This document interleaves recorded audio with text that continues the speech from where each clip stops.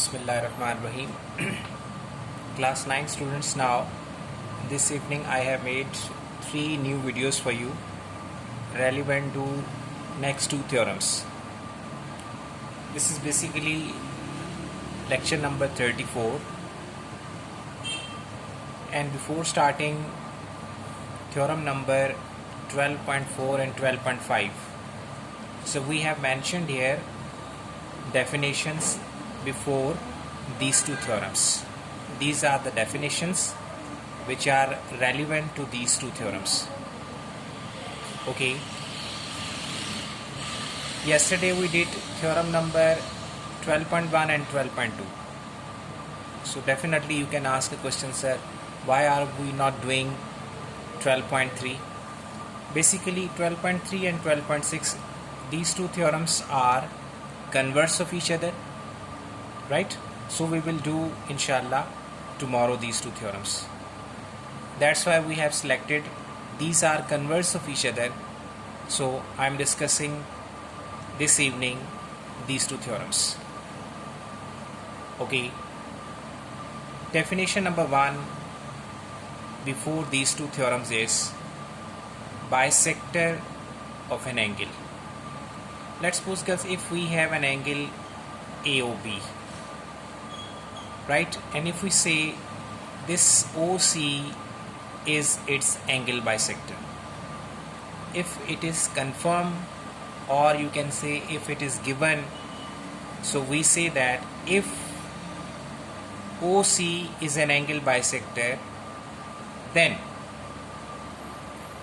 measurement angle 1 and measurement angle 2 means half angle below this ray and half angle above this ray will be same, because we are saying OC is an angle bisector. When OC is an angle bisector, so above half and below half, measurement wise these 2 angles will be same. That's why we have written here measurement angle 1 equals to measurement angle 2. Sometime, girls, if you see your book, instead of this equality sign, you can see there congruency sign like this one, equality sign and a wave. If you are using here M, then you use here generally equality sign, and if you are using just only angle 1 and angle 2, right, you're not using here M, then instead of this equality sign you can use this one. So both are having same meaning. Both are having same meanings. So it means I'm generally use M. So if this OC is an angle bisector of this angle AOB, then above and below angles means angle 1 and 2 will be same. Second definition, equidistant. Equidistant means equal distance. This is C, equal distance. And in maths, in practical geometry, girls, in demonstrative geometry, so whenever we say distance, so distance means perpendicular distance, right? So let's suppose if we say we have this slant line and there is a point P outside this line, and if I say distance from this point to this line is 5 centimeter, for example. So when I say distance is 5 centimeter, so it means perpendicular distance is 5 centimeter. If particularly the word perpendicular is not written, it means distance is already perpendicular, means this is confirmed and it is already understood. Distance से मुराद हमेशा perpendicular distance ही होता है.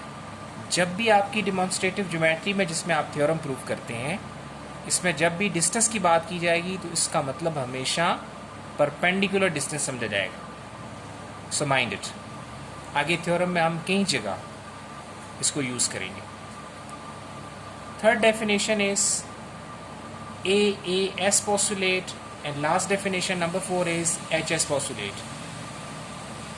SS postulate means 2 angles and non-included side.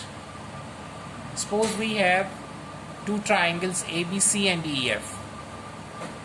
Let's suppose in these 2 triangles their first angle same, angle A and angle D same, second angle E and angle B and E same. So if these two angles are here and there same, and the side which is non-included, this is included side, we don't know about this included side, let's say the non-included side, for example BC and EF, it means in these two triangles, two angles are non-included side, if they are same, then we can say according to this postulate you can use their congruency of these two triangles. You can say triangle ABC is congruent to triangle DF. Since you are not using here M, that's why you have used this congruency sign. So whenever you are basically showing congruency of two triangles, so you always write this symbol for congruency. Okay. Next one is HS postulate.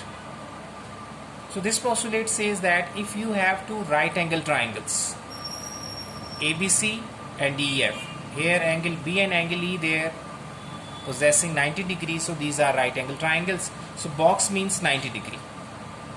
Okay, so if you have two right angle triangles and if hypotenuse and the one side but corresponding, if hypotenuses are same in measurement and one side, for example this perpendicular is same as this perpendicular, or this base is same as this base, means hypotenuse and one side only which is left over.